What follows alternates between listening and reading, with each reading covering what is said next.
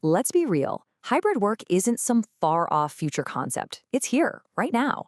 But as our teams spread out, this invisible gap can start to grow between the folks in the office and everyone working from home. So the big question is, how do we keep everyone feeling connected and actually collaborating like a real team? Well, today we're going to break down exactly how to do that. I want you to really think about this for a second. Are your remote team members accidentally getting left out of those quick hallway decisions? Do your in-office people feel like they have to be on all the time just because they're visible? This is the core challenge we're digging into. And to get to the heart of it, we're pulling some amazing insights from an article by MyHub Intranet Solutions. They've laid out a really practical roadmap for getting this whole hybrid collaboration thing right. Okay, so before we jump into fixing things, we have to really understand the problem. What exactly is this collaboration gap? Why does it happen? And, what does it actually feel like from both sides of the screen? Let's take a closer look.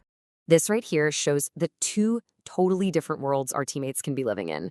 Your on-site folks, they thrive on that spontaneous chat, that easy access to leaders, but they can also get stuck in some pretty rigid schedules. Meanwhile, your remote team, they've got amazing flexibility and fewer distractions, but that risk of feeling isolated is very, very real. It's these different daily realities that carve out the gap in the first place. And just so we're clear, this is not a small-time issue.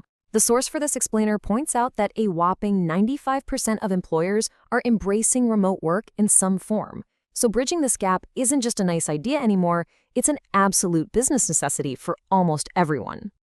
And here's the bottom line. If you ignore this gap, things will start to break. We're talking about frustrating misunderstandings, projects slowing down, and just a general feeling of dissatisfaction that can poison a team's culture. So we've got the problem defined. Now, how do we start building that bridge? Well, it all begins with our very first pillar, creating a rock-solid foundation with intentional structure and crystal clear clarity. This is all about getting rid of the guesswork so that it doesn't matter where you're working from. Shared goals make sure everyone is rowing in the same direction. Super clear roles mean nothing gets dropped or duplicated. And a centralized source of truth, one place for all the important stuff, means nobody ever has to ask, hey, can you send me the latest version of that again? All right, once that strong structure is in place, we can move on to our second pillar, getting the right technology. This is about being deliberate in choosing the tools that make physical distance feel, well, totally irrelevant.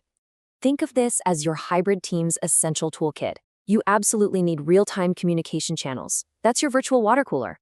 You need project management tools so everyone can see progress at a glance. Centralized file sharing, that's a non-negotiable. And finally, really good high-quality video conferencing so virtual meetings actually feel connecting, not like a chore. But look, structure and tools can only get you so far. Our third pillar is all about culture. This is the human glue that really binds a team together.